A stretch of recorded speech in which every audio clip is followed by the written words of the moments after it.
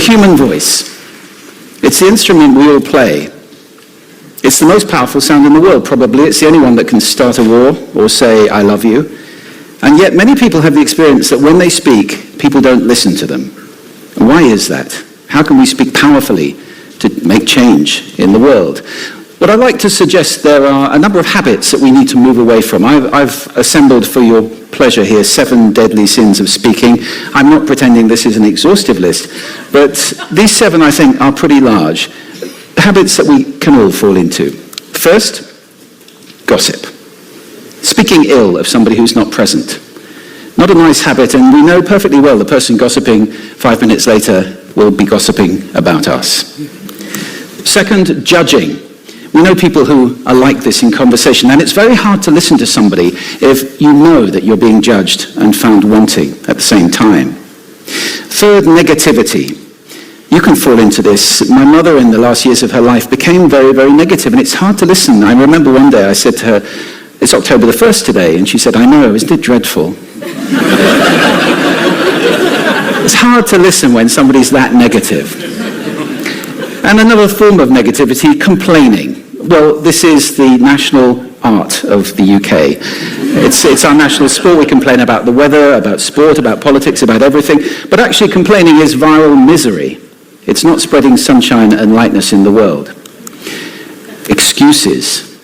We've all met this guy. Maybe we've all been this guy. Some people have a blame thrower. They just pass it on to everybody else and don't take responsibility for their actions. And again, hard to listen to somebody who's being like that.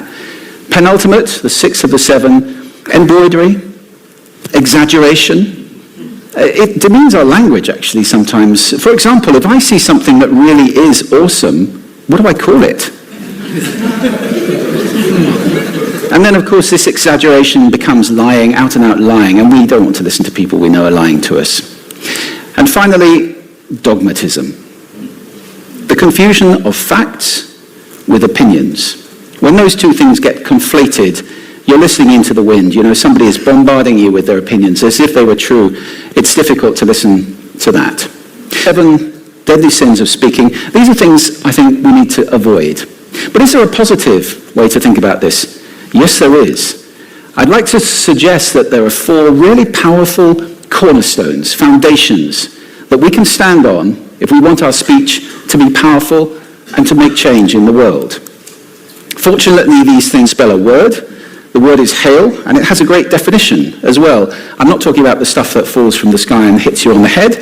I'm talking about this definition, to greet or acclaim enthusiastically, which is, I think, how our words will be received if we stand on these 4 things. So what do they stand for? See if you can guess. The H, honesty, of course. Being true in what you say, being straight and clear. The A is authenticity, just being yourself. A friend of mine described it as standing in your own truth, which I think is a lovely way to put it. The I is integrity, being your word, actually doing what you say, and being somebody people can trust. And the L is love.